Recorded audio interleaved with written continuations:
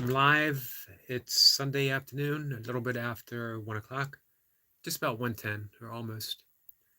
Um, a little less wet this afternoon, looking out the window, sorry, um, than it was. It was pretty rainy early this morning on my 5 a.m. walk.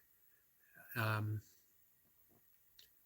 Lots of frogs, lots of toads on the bike path as they are um, leaving that lower area to get a little bit of dry ground to keep from drowning.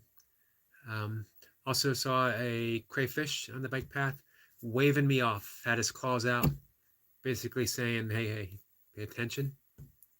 Reminded me of Huxley's um, short story, and now I can't remember the title, of course, which always happens when I'm about to talk anything in particular. Then whatever that particular thing is goes completely out of my mind. Um, where he island, utopian island, where the parrots were trained to say, pay attention, pay attention, pay attention. So that was the message I got from the crayfish with its claws out of pay attention. 5 a.m., it's pretty dark, and I dislike using my flashlight. I carry a little handheld technical light, but I'd rather, for those who read Carlos Castaneda, if you remember The Gate of Power, where Don Juan taught Castaneda how to run in the dark, specific stride that he called the Gate of Power. I don't do the Gate of Power, but I imagine it in my head. I imagine when I'm walking in the dark that the path emerges in its own natural light, that my eyes adjust to what I see, and that the path will meet my step. I just need to be patient. I have to go with the stride that the light and the path allow me to cover at that particular time, and not even a little bit faster. Seems to be an important thing to remember in every aspect of my life.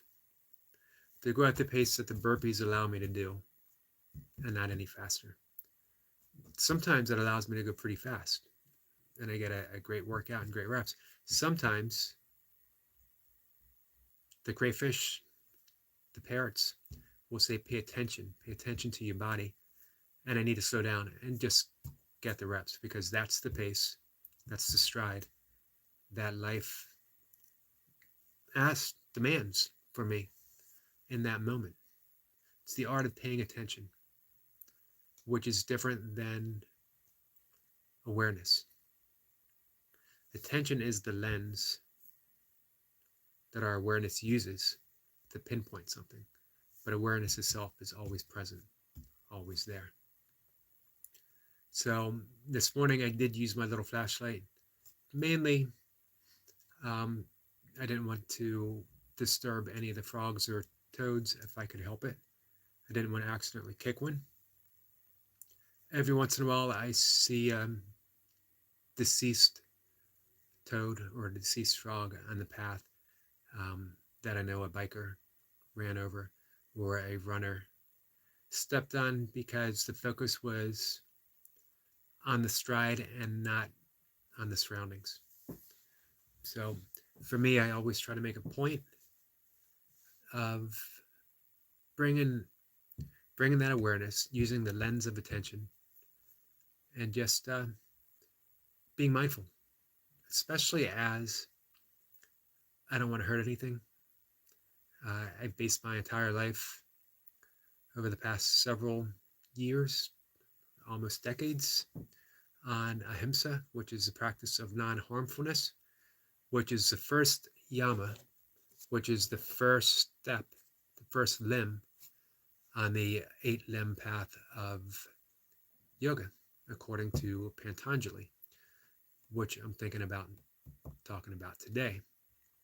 It all leads up to it. I'm rambling. Hopefully I ramble with a purpose, but I can't promise that. I can't guarantee it. I might just be rambling. If so, and if somebody pops on, they can always say, hey, Eric, hey, old man, you're rambling. You're telling stories.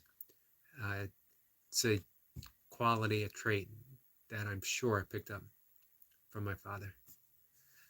Do no harm. Milka McCarty is here, and that was her message, which is a wonderful message to have. And that's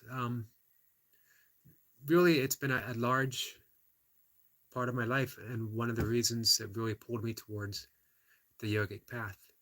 It wasn't the bendiness. I am not the bendiest of yogi. Um, I work on it. I have varying degrees of success with my flexibility. Yoga is not about flexibility of body. It's about flexibility of mind, flexibility of spirit. And but I do work with the asanas quite a bit, and I get a lot of benefit out of them. But it was the yoga, I'm going to say yoga philosophy, but what I really mean is yoga psychology. When I first started yoga a long time ago, I did not have that language of psychology. I had the language of philosophy, where I was very much drawn to the philosophy of yoga. But philosophy doesn't necessarily offer a means of transformation. It offers an explanation of how transformation occurs, but not the actual blueprint, not the map. And I desperately needed transformation, because through the decades, I did not like myself, did not care for myself. And I mean that in two ways. I didn't care for myself, meaning I thought I might be doing good things for my body, but in reality, I wasn't. I lifted, I worked out, but I pounded the protein supplements, I pounded the other supplements. Um, I ate a ton of meat, a ton of protein that I didn't actually need. Didn't eat a lot of vegetables, but I thought I was healthy because I worked out, because I took supplements. But it's all a reflection. I didn't care for myself mentally. I didn't care for who I was. I didn't care for my personality. Malcolm McCarty says philosophy is more about thinking, and psychology is about examining those thoughts. I agree. Yogic psychology and Buddhist psychology is about taking those thoughts and causing a meaningful transformation of who we are and the life that we live. And that's what drew me in, was that I didn't have to be the person I was. Paradoxically, I think I said that correctly, what you find when you start making that transformation, you're perfectly okay the way you are. Mowgli's heard this story probably 1,000 times. I will tell it again here, and I believe I've told it before. Suzuki Roshi, the Zen master who helped bring Zen to America, he wrote Zen Mind, Beginner's Mind. I'm sure many people are familiar with the book. It's a starter kit for Zen meditation. And he did a speaking tour, universities around the country, and I believe it might have been University of Minnesota. Could be wrong. It could be Michigan. I believe it was a northern Midwestern state beginning with an M, so I might have that part correct. And he was giving a talk to a group of psychotherapist students. And he looked at the students and said, each and every one of you are absolutely perfect the way you are, which caused them all to smile. That's a nice little Zen master's trite little, that's what they expected a Zen master to say. You're perfect the way you are. You don't need to do anything. Western psychology is very much focused on becoming something other. And then he looked at them some more, and then he continued and said, and each one of you could use a little bit of work too. which caused them to smile even more, but this time with deep appreciation for that thought. That's yoga. That's Buddhism. Buddhist psychology starts with the fundamental fact that you are complete how you are now. That's why I like talking about transformation and not so much about change. Change happens. Transformation itself doesn't always happen, and it's slightly different than change. Mocha says, no, you didn't pronounce it correctly, but you get your point across, and that is the most important thing. Thank you. If I say it 5 times, then one of those 5 attempts will probably be fairly close.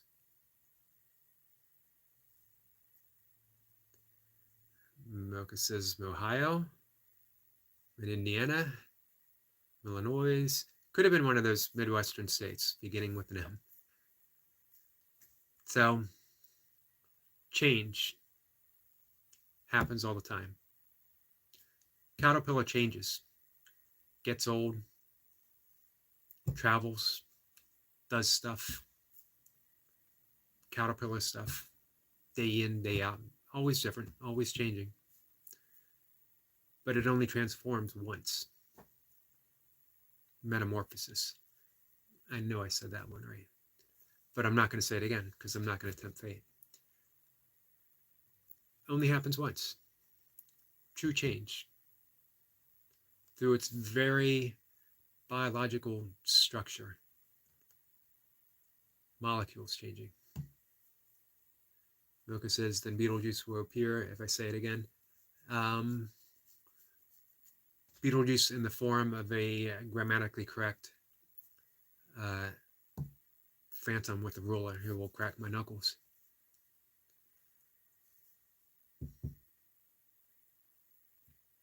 Sorry. Yes, transformation. Caterpillar, butterfly. You get the picture. Only happens once. However, we get the privilege, the deep satisfaction of having a meaningful transformation, while at the same time recognizing that first Buddhist psychology tenet of being complete just the way we are. We are transformed into the truest version of who we truly are right now, but we don't realize it. For me, I was very much drawn into Buddhist psychology, but it was the yogic psychology, the yogic path, that really said to me, this is how you do it. This is how you change. Maybe because it seemed so effortless and it appealed to my lazy demeanor. Not that doing yoga postures 3 times a day, doing meditation for an hour a day, other practices, breath work 3 times a day. Not that they can rightly be said to be easy, but the transformation itself happens on its own. It's almost like when you're doing the poses, every molecule from your body is picked out, examined in a light, shined, warmed, given a little something else, divine essence, and then put back in. It's like you're rearranging your cellular structure just by doing yoga, just by practicing the postures, just by doing the breath work, just by sitting and meditating. However, the thing I really want to talk about, starting the practice, used to be, traditionally, yoga. You started at the 8-limb path of yoga. You started at the very beginning. You started with the yamas, which are sort of considered the yogic restraints, the things that we don't do so that we can cultivate a positive attribute. We're restraining certain things so that the positivity of what we want, what we wish for, starts shining forth. It used to be that you had to master the yamas, all 5 of them, and then you go on to practice the niyamas. Niyamas are more of the observances, things that we do. Remember, the yamas are framed in the negative. Well, the niyamas are framed more in the positive. This is what you do, and then you get these results. Yamas, this is what you don't do, and then you get these results, which is why, let's backtrack. I was saying that first you had to master the yamas, then the niyamas, and then the asanas, then pranayama, then the beginning stages of meditation, finishing off with samadhi, bliss consciousness, awakening. Through the years, through the decades, through the millennials, as this yoga practice is 5,000 years old, possibly older. Actually, there are paintings found in caves in northern India where there are asana postures carved in the cave walls. So it's an ageless practice. As long as man's been observing animals and wishing for some type of transformation, yoga's been around. It's a shamanic practice predating the modern yogis of Patanjali and the Buddha. So now I think it's been more updated. Practice the whole thing. Practice the yamas, the niyamas, the asanas, pranayama, meditation. And the transformation starts to happen. The transformation starts to happen the moment you hold an asana with the intent that Patanjali had. Patanjali wrote the Yoga Sutras, sort of considered the father of modern yoga, the Buddha of yoga. He talked about the purpose of yoga is the ceasing of the fluctuation of patterns. And we are all living our patterns. Everything's a pattern. We think in terms of patterns and then we repeat them over and over and over again. In Sanskrit, this is called samskaras, which are pattern imprinted deep within the innermost being of who we are, deep within the psyche of who we are. And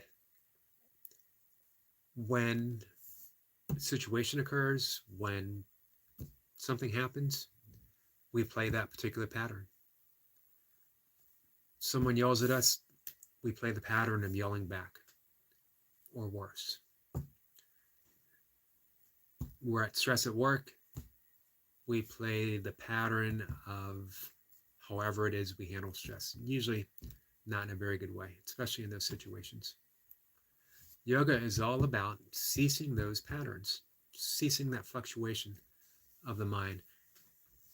When we do the asanas, we seek steadiness in a pose. That brings light, brings the lens of awareness on ceasing the fluctuation of the mind as we hold that pose. When we practice the yamas, the first one being what we started the conversation with, ahimsa, which is do no harm, non-harming. Again, framed within the negative. But magic happens when you practice that.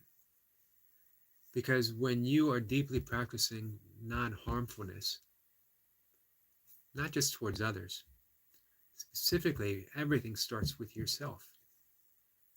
Am I having harmful thoughts about myself? Am I insulting myself in my mind? Am I thinking in terms that harm who I am? Does it make me feel bad? Do I beat myself up for something? Am I unforgiving of myself? You're causing harm. Imagine if you didn't. Remember, when you cultivate a restraint, you do it in order to build up the positive qualities that you wish to happen. So if you are no longer causing yourself harm, You start thinking positive thoughts about yourself. You start being more forgiving. You start being more understanding. You smile at those thoughts that occur to you. But I'm so clumsy. I'm such an idiot. You smile at them. You don't believe them any longer. You catch them. You change the pattern. That's how true psychological change happens. Western therapy doesn't offer prescriptions in how to change. They believe in leading towards insights. And when you get these insights, change sort of happens on its own. Yoga says, screw that. Get to the source, get to the point, and then make some changes. Think differently. Practice non-harmfulness. From there, you practice with other people, more forgiving. Again, people always take that. You have to view it in terms of restraint. Because if you say ahimsa, non-harmfulness, people say, so you're a pacifist. The two leading components of modern society that practice ahimsa, Gandhi and Martin Luther King. Dr. King was inspired by Gandhi, studied his teachings closely, brought that practice to the streets of the United States, civil rights movement. Gandhi defeated, at that time, the largest empire in the world and brought about a complete revolution in Indian society to be free rolling for the first time in hundreds of years without a single shot being fired from those who followed Gandhi. You can't tell me Dr. Martin Luther King, who was beaten, had dogs attack him, imprisoned, was meek. He was a pacifist. Absolutely nothing passive about either one of those men. They were men of action, men willing to take a beating for what they believed in. The reason why they didn't resort to violence was because they knew violence wasn't going to bring about the transformation that needed to be done. It would just bring more violence. So they had to take that stand. Can you imagine the courage, the bravery of taking that stand, knowing that you'd stand and take a beating? Because to strike back would only further the cause of opposition. It wouldn't help the movement. It wouldn't bring about the civil rights that needed to be changed, that needed to be brought forth. It wouldn't free India from the British Empire. It would just be a war. So if we had that same violence within ourselves, when we have those thoughts, I'm an idiot, I'm so clumsy, I'm such a clutch, so whatever, we are causing war within ourselves, and we don't bring about any lasting transformation whatsoever.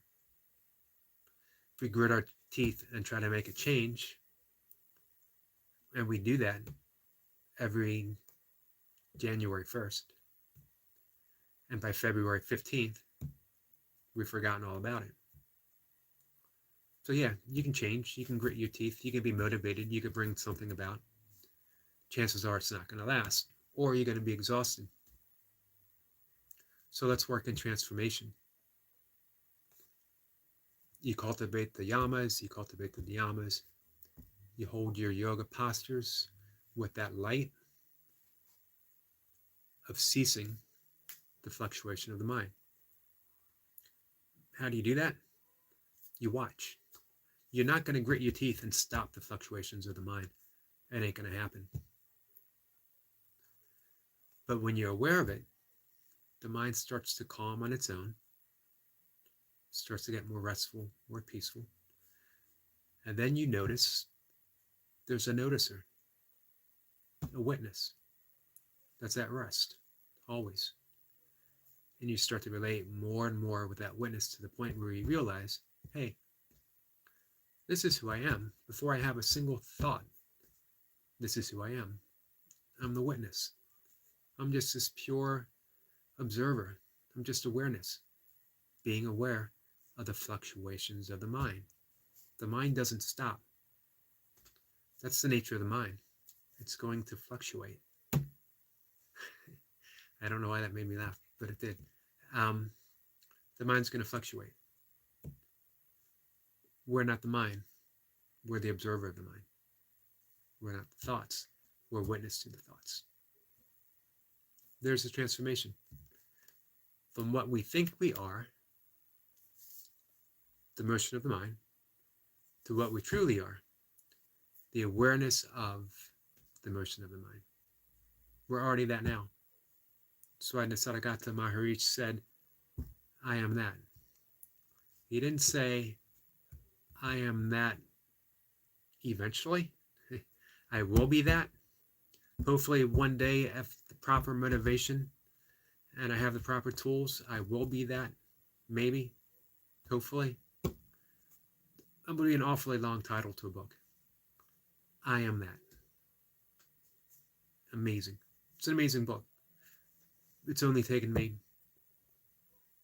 20 plus years to understand it. I can't honestly say I fully understand everything now. I study the book. I've studied it for years. 2 copies, 2 different rooms.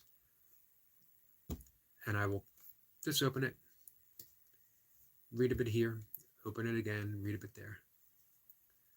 Transformation happens by opening the book, reading the words, but more importantly, being aware of the message of the words. So, let me do something real quick here. Yama 1, nonviolence. Yama 2, truth, truthfulness. Yama 3, non-stealing. Yama 4, non-indulgence. People like hearing that because originally it was brahmacharya, which means loosely celibacy, and then people were like, well, wait a minute, I was doing good at non-stealing. I was doing okay at truthfulness. Non-harmfulness, I can work on that, but wait a minute, you want me to be celibate? No, that's a choice. What they want you to do is be mindful of your energy and not just flitter it away. That's it. Non-indulgence. If you're going to engage in sexual activity, you're doing it mindfully, not as a distraction, not to compensate for something else, not because you feel bad and want something to cheer you up or whatever. You're doing it because you want that connection. You want that intimacy, not for any other reason. For love. I'm not saying you have to be in love with that person, but of course it does help. But when you are engaged in the act of sexual intimacy, it's an expression of love, no matter how you view it. It's yoga, it's union.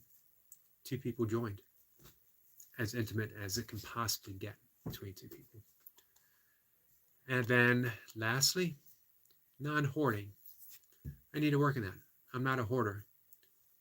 As I say, looking around the room with 1,000 books in it, being next door to a room with 1,000 books in it, across a hall from another room that has 1,000 books in it, with books in the hallway in between all of these rooms, as well as downstairs, as well as in the basement, and probably hidden in other places as well.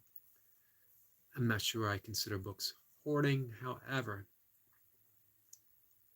do I need to have them all? I would say yes. However, in light of the conversation today, in light of the yamas, I probably don't need them all. And I mentioned on an Instagram talk yesterday, clothes. I have clothes from when I was a 200 plus pound powerlifter, and I go to give them away, and I think, well, what if I get back into powerlifting? I'm 58. I'm not going to get back into powerlifting, and if I did, I'm not going to bulk up to 220 pounds. I don't think. But I look at it and I think, well, maybe I need to hold on to this. Or I brings back those memories of those big gym days. How can I get rid of this, man? I remember wearing this shirt when I benched whatever. Those are just thoughts. Those are just memories.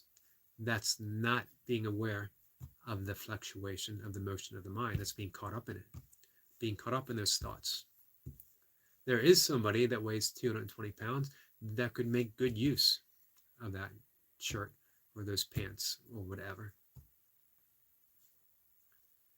So I don't consider myself a hoarder, but am I practicing non-collecting? Am I practicing non-hoarding?